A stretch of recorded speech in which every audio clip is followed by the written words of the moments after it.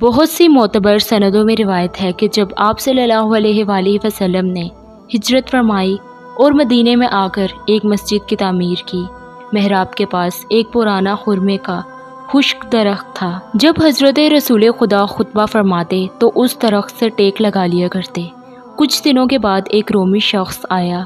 اس نے کہا کہ یا رسول اللہ، آپ اجازت دیں تو میں آپ کے واسطے ایک ممبر تیار کروں کہ جس پر بیٹھ کر آپ خطبہ فرمایا کریں۔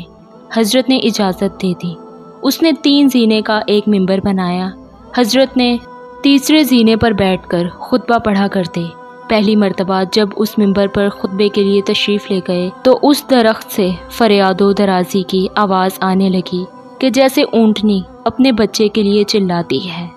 تو بس حضرت ممبر سے نیچے اترے اور درخت کو سینے سے لپٹا لیا تو وہ خاموش ہوا۔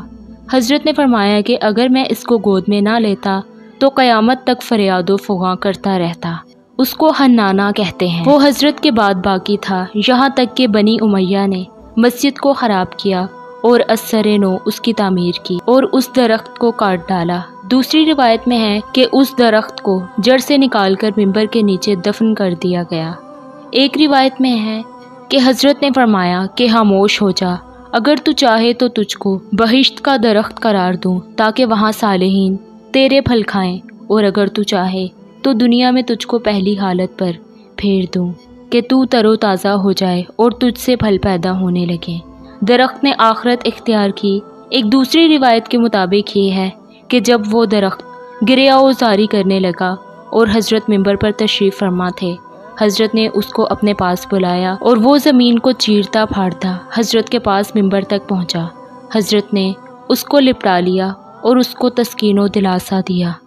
اس وقت اس درخت سے ایسے لڑکے کے رونے کی آواز سی آ رہی تھی جبکہ اس کو لوگ چپ کراتے ہوں، اور یہ معجزہ متواتر ہے۔ نہج البلاغہ میں حضرت امیر المومنین علی بن ابی طالب علیہ السلام سے منقول ہے کہ آپ فرماتے ہیں کہ ایک روز میں حضرت کے پاس تھا۔ اشراف قریش آپ کی خدمت میں حاضر ہوئے اور کہا کہ اے محمد، تم ایسا بڑا دعویٰ کرتے ہو کہ تمہارے باپ دادا نے کبھی نہیں کیا۔ ہم تم سے ایک بات چاہتے ہیں، اگر تو تم نے اس کو پورا کر دیا تو ہم سمجھیں گے کہ تم پیغمبر ہو، وگرنہ تم جادوگر اور جھوٹا مانیں گے۔ حضرت نے فرمایا کہ کیا چاہتے ہو؟ وہ بولے کہ اس درخت کو بلاؤ کہ جڑ اور ریشہ سمیت اکھڑ کر آئے اور تمہارے پاس آ کر کھڑا ہو جائے۔ حضرت نے فرمایا کہ خدا ہر چیز پر قادر ہے، اگر وہ ایسا کر دکھائے تو تم کیا ایمان لے آؤ گے؟ انہوں نے کہا کہ ہاں۔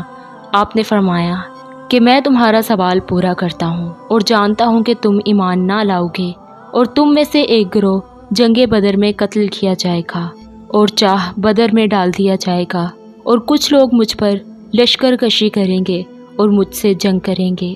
پھر فرمایا کہ اے درخت، اگر تو خدا اور روز قیامت پر ایمان رکھتا ہے اور مجھ کو خدا کا رسول جانتا ہے تو بحکم خدا اپنے مقام سے ماں اپنی جڑوں کے اکھڑ کر میرے پاس آ کر کھڑا ہو جا۔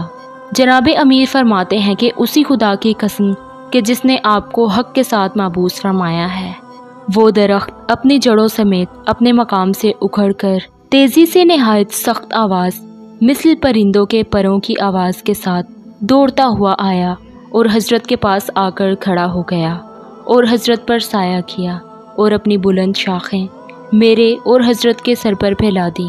میں حضرت کی داہنی جانب کھڑا تھا۔ جب ان لوگوں نے یہ معجزہ دیکھا تو غرور کے ساتھ بولے کہ اب اس کو حکم دیجئے کہ واپس جائے اور 2 حصے ہو کر ایک حصہ آئے اور ایک حصہ وہیں پر کھڑا رہے۔ حضرت نے اس کو حکم دیا تو وہ واپس گیا اور اس میں سے نصف علیحدہ ہو کر نہایت شدت کی آواز کے ساتھ دوڑتا ہوا حضرت کے پاس آ کھڑا ہوا۔ ان لوگوں نے کہا کہ اب اس نصف کو حکم دیجئے کہ اپنے نصف جزو سے جا کر مل جائے۔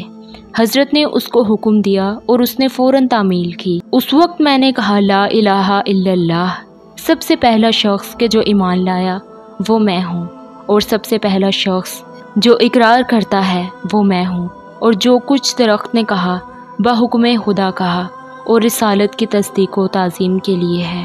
اس وقت تمام کافروں نے کہا معاذ اللہ، ہم کہتے ہیں کہ تم ساحر و کذاب ہو اور عجیب فن سحر جانتے ہو، اور تمہاری تصدیق وہی کر سکتا ہے کہ جو مثل اس شخص کے ہو کہ جو تمہارے پہلو میں کھڑا ہے۔ یہ معجزہ بھی متواترات سے ہے اور بہت طریقوں سے مذکور ہے۔ ایک روایت میں حضرت امام جعفر صادق علیہ السلام سے منقول ہے کہ ایک شخص آپ صلی اللہ علیہ وآلہ وسلم کی خدمت میں آیا اور کہا کہ مجھے کوئی معجزہ دکھائیے۔ حضرت کے سامنے 2 درخت تھے کہ جو ایک دوسرے سے دور تھے۔ حضرت نے ان سے خطاب فرمایا کہ یکجا ہو جاؤ۔ وہ اپنی جگہ سے حرکت میں آئے اور ایک دوسرے سے لپٹ گئے۔ پھر فرمایا کہ علیحدہ ہو جاؤ، تو وہ دونوں اپنی اپنی جگہ پر چلے گئے۔ بس یہ دیکھ کر وہ شخص آپ پر ایمان لے آیا۔ بسند معتبر حضرت عباس سے منقول ہے کہ جناب ابو طالب نے جناب رسول خدا سے کہا کہ اے برادر زادے، خدا نے تم کو رسول بنا کر بھیجا ہے؟ فرمایا ہاں۔ ابو طالب نے کہا تو مجھے کوئی معجزہ دکھائیے، اسی درخت کو بلائیے۔ حضرت نے اسے پکارا اور وہ حضرت کے پاس آ گیا اور سجدہ کیا اور واپس چلا گیا۔ ابو طالب نے کہا کہ میں گواہی دیتا ہوں کہ آپ سچے ہیں۔ اے علی، اپنے پسر کے پہلو میں نماز پڑھو۔